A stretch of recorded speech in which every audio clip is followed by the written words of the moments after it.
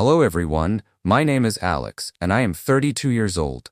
I never thought that our friendship, which lasted more than 2 decades, could end because of such a crazy conflict.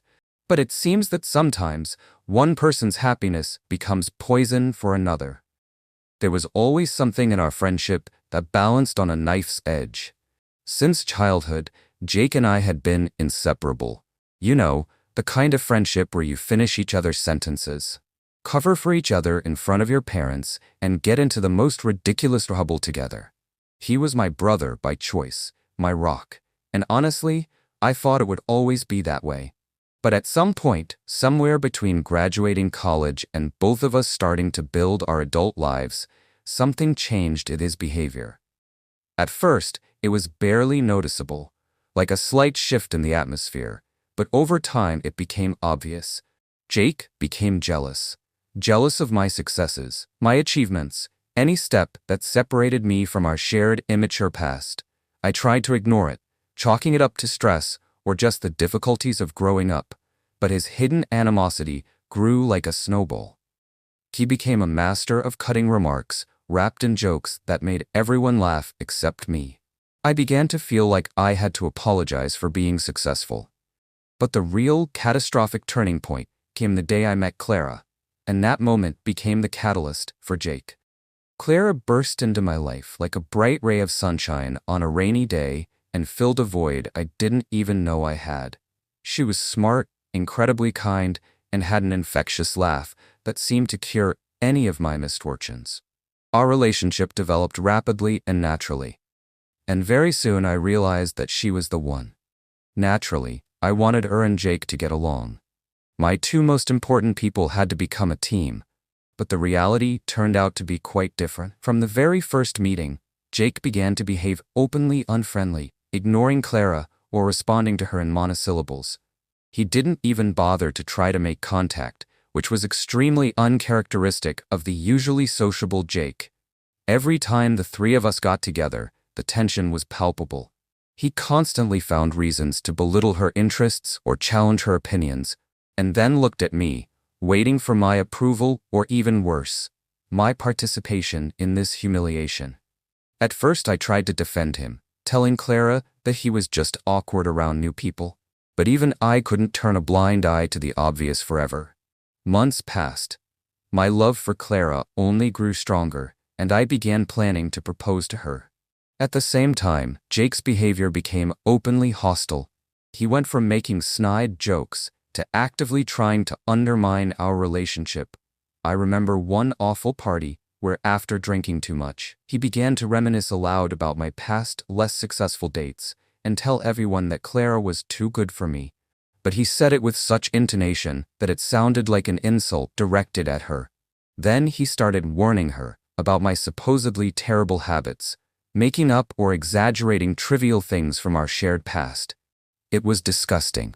Clara, being very well-mannered, always remained calm and just smiled slightly, but I could see the pain in her eyes when we were alone. I tried many times to talk to Jake alone, asking what was going on, if I had done something wrong, but he always dismissed me, assuring me that I was too sensitive and that it was all just jokes. He didn't understand that his so-called jokes were destroying my confidence and, more importantly, hurting the woman I loved. He pretended to support me, but his actions said otherwise. I proposed to Clara. It was one of the happiest days of my life. I called Jake right after she said yes. I was thrilled and expected sincere joy, but his reaction was reserved. He congratulated me, of course, but his tone was flat, lacking the infectious energy I expected from my best friend. In the weeks that followed, as we began planning the wedding, his behavior became even stranger. He seemed fixated on the idea that he should be my best man. He started discussing it with other friends himself, without even waiting for me to officially ask. He acted as if it were his inalienable right, something that went without saying. Whenever we discussed the details, he would interject with his comments, constantly criticizing Clara's choices, whether it was the venue, the menu, or even the guest list. He openly said that her ideas were too boring or too expensive, while his suggestions were always in his own best interests. All the while, he ignored Clara, completely excluding her from the conversation, as if she were nothing more than an afterthought to my celebration. Finally, Clara's patience ran out. It happened during one of our meetings, where we were discussing potential venues for the celebration. Jake casually dismissed her suggestion, saying that it was a place for retirees and that we should choose the club where he liked to hang out. Clara responded very calmly but firmly that it was our wedding and we had already chosen this place because it had special meaning for us. That's when Jake lost it. He launched into a tirade about how she was manipulating me and turning my life into a living nightmare. He accused her of alienating me from my friends and forcing me to forget our shared past. It was clear that this was no longer just criticism of plans, but a cry of deep-seated, irrational anger. I was in shock. This was the first time his hostility had gone beyond passive aggression and become a direct attack. I immediately demanded that he apologize and leave. He left, but did not apologize. The next day he called me and, instead of apologizing, started talking about how Clara had turned me against him and how I was betraying our friendship by taking her side. After that incident, I completely distanced myself from Jake for a week. I needed time to analyze everything.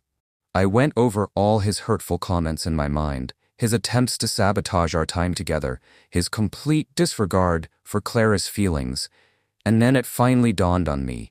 His problem wasn't with Clara. His problem was with me. He couldn't accept that my life was moving forward, that I had found happiness that didn't depend on his approval.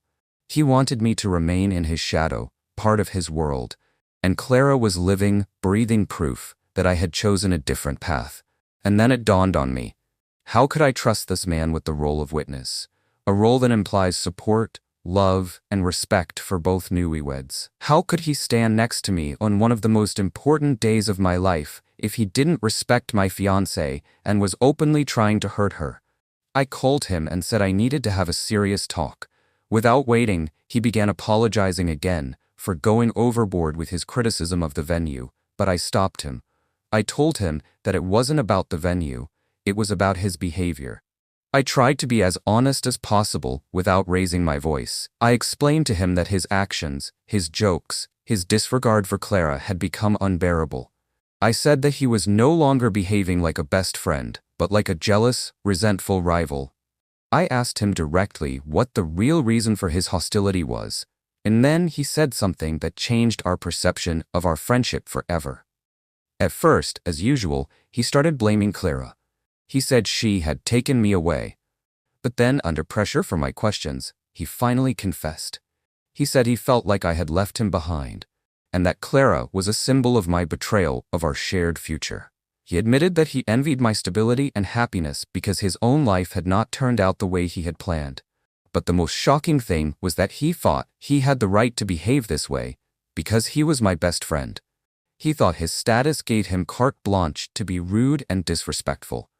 I listened to him, and it became clear to me that any apology, if it came, would not be sincere.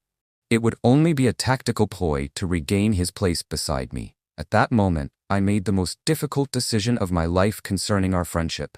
I said to him, "Jake, you are dear to me as a brother, but you cannot be my best man." There was a long, dead silence on the line. I continued. The role of best man is not just standing next to me. It means being a supporter of the union of two people. You are not the supporter of Clara. You are actively trying to undermine our happiness. I can't let you stand at the altar and pretend to be happy for us when you actually despise my bride. If you can't sincerely support us, then you can't stand by my side. He started yelling. He called me ungrateful, said I had traded 2 decades of friendship for some girl, and promised that Clara would eventually leave me. He said a lot of terrible things to me, after which I just hung up the phone in silence. Immediately after my call, the Cold War began. Jake blocked me on all social media and began actively turning our mutual friends against me, distorting the facts and portraying me as the villain. He claimed that I had kicked him out of my life because of Clara's whims, that I was under her thumb, and that our wedding was just a cover for my insecurities. It hurt because some people, not knowing the whole story, actually started to sympathize with him. But I held on. Clara was my rock. She saw that I was suffering from the loss, but she also knew that I had done the right thing in protecting us and our relationship. I made my decision about my best man, choosing another old trusted friend who sincerely loves us both. However, the intrigue only grew. We knew that Jake wouldn't just disappear from my life, given his ego and penchant for revenge. The wedding was approaching. We decided not to invite Jake at all, to avoid any dramatic sabotage. It was difficult, but necessary. Everything was going according to plan. The perfect venue, happy guests, beautiful Clara. We had just exchanged rings and were getting ready for our first dance when there was a loud knock at the banquet hall door. My friend, the best man, went to the door and returned with a large, beautifully wrapped box. He said it had been left by a man who said it was a gift from the groom's best friend. My heart skipped a beat. I knew immediately that it was from Jake. All the guests were looking at the box. Clara took my hand, and I could feel her anxiety. I decided it would be best to open it right away to put an end to the intrigue, rather than leave this mystery hanging over the celebration. I carefully tore open the wrapping paper. Inside, on a velvet lining, lay something that took my breath away. It was something that could destroy not only our wedding, but also my career. It wasn't a weapon, it wasn't an insult, it was much worse. Inside was a flash drive and a letter. The flash drive contained carefully edited, old, compromising photos of me from a bachelor party many years ago, taken out of context and made to look as indecent and even illegal as possible, attached to fake documents about some kind of fraud I was allegedly involved in. He threatened to send these photos and documents to my employer and the media to show Clara who she is marrying if I did not apologize to him and give him back his place as a witness. The letter contained only one sentence, written in his handwriting. "This is what you lose when you choose her over me. You have 1 hour to make the right decision." I stood in the middle of my wedding reception, holding a box containing a time bomb. I looked at Clara. Seeing the expression on my face, she came over, took my face in her hands, and quietly asked what was wrong. I showed her the letter and the flash drive, and she read the terrible threat. Clara's eyes filled with tears, but she didn't panic. She looked at me and said, "You chose me over him. Your choice was the right one. What are we going to do?" At that moment, I realized that was the difference between them. Jake blackmailed me with loneliness and destruction, while Clara offered partnership and strength. I immediately took my friend aside and asked him to contact my lawyer to warn him about the blackmail and prepare everything for a response. I decided not to give in to his manipulation and not to let him ruin our day. I put the flash drive and letter in the safe, and taking Clara by the hand, returned to the dance floor to start our first dance, pretending that nothing had happened. I knew that after the wedding, the battle would begin, but I was ready. I sacrificed our shared past for the sake of my future. So, friends, tell me, am I an asshole for not letting my best friend be a witness at my wedding and for ending our friendship because of his attitude towards me and my fiancé? Share your opinion in the comments.